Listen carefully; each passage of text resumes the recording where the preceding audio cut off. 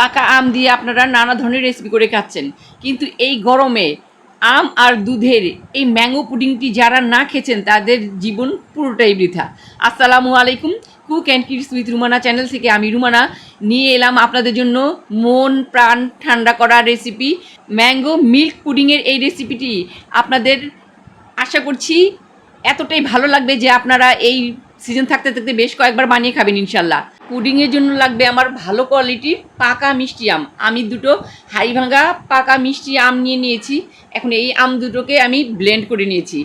এই পিউরিটা দিয়ে আমি জেলো তৈরি করব। তাহলে চলুন জেলোটা বানানো শুরু করি।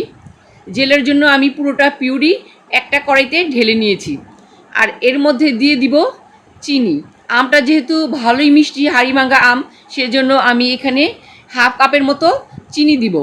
আর চিনিটা দিয়ে আমি একটু নাড়াচাড়া করবো। আপনারা এই ক্ষেত্রে একটুখানি পানিও দিতে পারেন। চিনি দিলে যেহেতু আমের পিউরির মধ্যে দিলে কিন্তু এমনিতেই কিন্তু কিছুক্ষণ নাড়াচাড়া করলে নরম হয়ে যাবে। আর এর মধ্যে দিয়ে দিচ্ছি আগার আগার পাউডার 1.5 চা চামচ। আমি আজকে জেলোটা আগার আগার পাউডার দিয়ে তৈরি করব।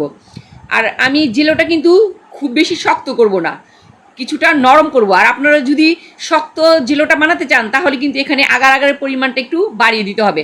তবে বেশি বাড়িয়ে দিলে কিন্তু টেস্টটা মোটেও ভালো আসবে না।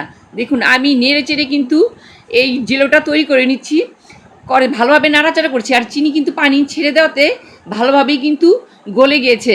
আম, চিনি আর আগার আগার পাউডার ভালোভাবে মিশে গেছে। আর আগার আগার পাউডারটা কিন্তু পিউরিটা ঠান্ডা থাকা অবস্থায় কিন্তু দিয়ে দিতে হবে, চুলায় দিলে চলবে না। আর এখানে আমি একটা প্লেটের মধ্যে সামান্য ঘি গ্লেজ করে নিয়েছি। এখন পিউরিটা আমি ঢেলে দিচ্ছি। ঢেলে দিয়ে আমি ভালোভাবে একটু ছড়িয়ে দিব। আমি এই জেলগুলো একটু পাতলাই করব। আর আপনারা যদি চান একটু ভারী করবেন তাহলে একটু অন্য কোনো গর্তযুক্ত পাত্রে ঢেলে দিলেই হবে। আমি এখানে পাতলা পাতলা করে আমি কেটে নিচ্ছি। আর 1 ঘন্টা যেতে কিছুটা সময় আমি বেশি রেখেছি, রাখার পর কিন্তু আমার এটা জমে গেছে। দেখুন আমি জেলগুলো আমি আমার পছন্দের মতো কেটে নিচ্ছি। আমি একটু ছোট ছোট করেই কাটবো, ছুরি দিয়ে আমি সুন্দর করে কেটে নিচ্ছি।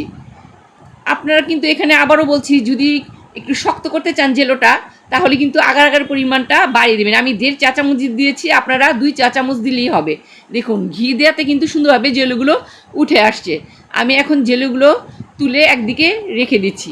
এখানে আমি 3 পোয়া দুধ গরম করে নিয়েছি, আগে থেকেই ½ লিটার করে নিয়েছি। দুধটা এখন আমি ছেঁকে নিব। দুধে যে সর পড়েছে সেটা আমি এর মধ্যে দিব না, সর দিলে কিন্তু পুডিংটা মোটেও সুন্দর আসবে না। আমি দুধটা ছেঁকে নিয়েছি, দুধের মধ্যে দিয়ে দিচ্ছি 1 কাপ চিনি। মিষ্টিটা আপনারা কিন্তু কম বেশি করে নিতে পারেন। আমার কাছে এই 1 কাপই ঠিক মনে হয়েছে, যেহেতু পুডিংটা ফ্রিজে রেখে খেতে হবে, তাহলে একটু ঠান্ডা রাখলে কিন্তু মিষ্টিটা কিন্তু কিছুটা বসে যাবে। সেই জন্য আমি 1 কাপ চিনি দিয়েছি, আর আমার কাছে এটাই সঠিক মনে হয়েছে। দিয়ে দিচ্ছি 1.5 চা চামচের মতো আগার আগার পাউডার। আমি কিন্তু ঠান্ডা অবস্থায় এগুলো দিয়ে দিচ্ছি। এখন ভালোভাবে এটা মিশিয়ে নিব। আপনারা যদি আগার আগার পাউডারটা গরম অবস্থায় দেন তাহলে কিন্তু জমাট বেঁধে যাবে, তখন কিন্তু সুন্দরভাবে মিশবে না। আবারও বলে দিচ্ছি, ঠান্ডা অবস্থাতেই আগার আগার পাউডারটা মিশিয়ে দিতে হবে। আর আমি এই পুডিংটা সফট করব, সেজন্য আমি আগার আগার পরিমাণ কম দিয়েছি। আর একটু ভ্যানিলা এসেন্স দিয়ে দিলাম সুন্দর ফ্লেভারের জন্য। আগার আগার পাউডার বেশি দিলে তখন কিন্তু কোনো কিছুই খেতে ভালো লাগে না, পুডিংটার মধ্যে একটা কেমন একটা গন্ধ আসে। আর এই পাত্রে আমি সেট করবো, সেজন্য একটু ঘি এখানে দিয়ে দিচ্ছি। একটা স্কোয়ার সাইজের মোল্ডে আমি ঘি একটু মেখে নিলাম। আপনারা ইচ্ছা করলে আপনাদের পছন্দ অনুযায়ী যে কোনো পাত্রেই সেট করতে পারেন। তো এখন এটা এখানে দিয়ে দিলাম। এখন আমি চুলার মধ্যে দুধটা আঁচ করব। এখানে আমি মাঝারি আঁচে 5-6 মিনিটের মধ্যে আমি একটু বলক করে নিব। দেখুন আমি চুলায় আঁচটা কিন্তু করছি, এই অবস্থায় কিন্তু একটু নাড়াচাড়া করতে হবে। আর কিছুক্ষণ আমি 5-6 মিনিটের মতো আঁচ করার পরে বেশ কয়েকটা বলক তুলে নিয়েছি। আর বেশি আমি আঁচ করব না, আমার হয়ে গেছে। এখন আমি এই যেই পাত্রের মধ্যে ঘি মেখেছিলাম সেটার মধ্যে জেলগুলো ঢেলে দিয়েছি। এর মধ্যে আমি পুডিংটা সেট করব। এখন দুধটা আমি আস্তে আস্তে দিয়ে দিব। দুধটা একবারে ঢালতে যাবেন না, তাহলে জেলগুলো কিন্তু ছড়িয়ে যাবে, তখন সুন্দর হবে না। আস্তে আস্তে দিলেই ভালো, তবে বেশি ঠান্ডা করা যাবে না, তাহলে কিন্তু আবার সুন্দরভাবে সেট হতে যাবে না। এই গরম গরম থাকা অবস্থায় কিন্তু পাত্রে ঢেলে নিতে হবে। আমি সুন্দরভাবে সেট করে নিচ্ছি।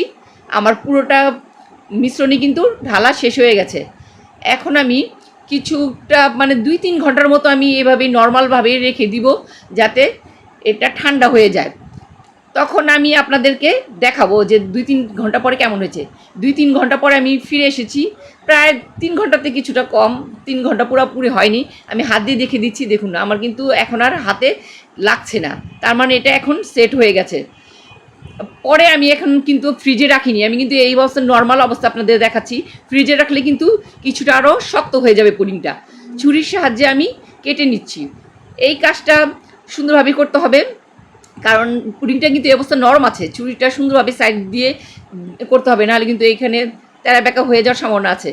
আর সুন্দরভাবে আমি বোল্ড আউট করে নিলাম। দেখুন পুডিংটা কেমন হয়েছে আপনাদের দেখাচ্ছি।